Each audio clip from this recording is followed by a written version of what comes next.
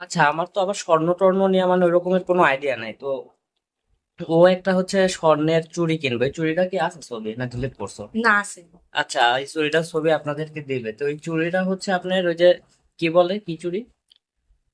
মানে বালা, ব্রঞ্জের উপরে বালা থাকে না, ওই বালা। তো যাই হোক, এখন ওই বালাটা হচ্ছে একজন পুরাতন বিক্রি করবে। এখন হ্যাঁ। ও ওইটি কেনার জন্য একদম পুরা পাগল হয়ে গেছে। ওইখানে আছে মোটামুটি 5 আনি স্বর্ণ। এখন ওই স্বর্ণ বলতেছে যে 30,000 টাকা 32,000 টাকায় বিক্রি করে দিবে, ওইটা তুমি আমারে কিনা দাও। এখন আমি কিনে দেওয়ার জন্য রেডি, মানে টাকা ম্যানেজ মানে করবো। পাঁচানের সোনার বর্তমানে কি দাম আপনারা সবাই জানে, 21 ক্যারেটের সোনার দাম পাঁচানে হিসাব করলে আসে মনে করেন 70,000 টাকারও বেশি। এখন আমি খালি ভাবতেছি কি রে, এত কম দামে স্বর্ণ, বিষয়টা বুঝলাম না। তো একটা মানে পরিচিত মানুষের মাধ্যমে খোঁজটা পাইছি। তো এখন ওই স্বর্ণটা আমি আবার দেখি নাই যে কেমন, ছবি ছবি আছে, ছবি দেখছি। পরে আমি স্বর্ণকারের দোকানে যা খোঁজ খবর নিলাম, নেওয়ার পরে বলতেছে যে না, ওই জিনিসটা 1 টাকা দেওয়া হইলেও আপনি নিয়েন না তো। কারণ কি ওই যে ব্রোঞ্জের, আবার এই স্বর্ণকাররাই কিন্তু এই জিনিস বানাইতে গেলে 70,000 টাকা নেবে। যেই স্বর্ণকার বলছে সেই স্বর্ণকারই। বলতেছে এখন ওইটি যদি আপনি ভাঙ্গা কোনো কিছু বানাইতে যান তাহলে ভাঙ্গা লাগবে, ভাঙলে নাকি ওইটি 5 আনা আছে ওইখান থেকে 1-2 আনার মতো মানে আমি নষ্ট আপনাদের হয়ে বিষয়ে যাবে। বলি, ব্রোঞ্জের উপরে যে চুড়িগুলো থাকে এটা দুই রকম থাকে। একটা হলো বালা সিস্টেম করে, যেটা বেশি কারুকাজ করা থাকে, ওইটা হইলো যে যখন গলায় গলানোর পর মানে ওইটা এমনি উঠানো যায় না, ওটা গলায় উঠাতে হয়।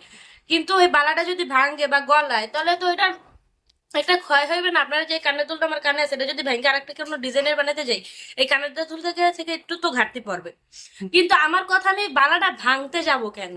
কিন্তু এটা মানে স্বর্ণকাররা যদি কেনে তাহলে ওইটা হিসাব করবে যে ভাঙার পরে কতখানি টিকবে।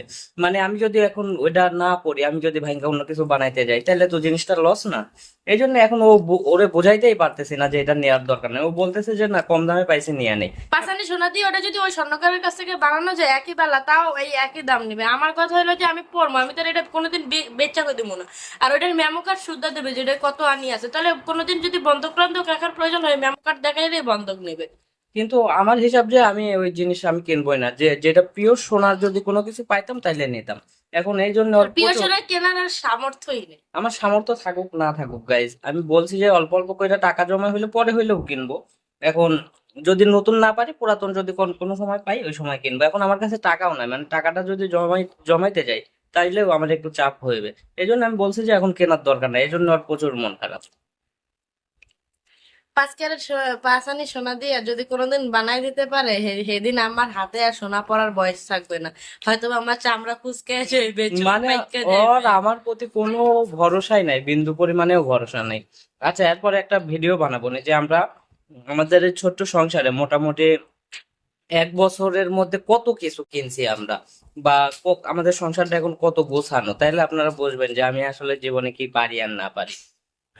হাসে আবার নির্লজ্জ বেহায়া।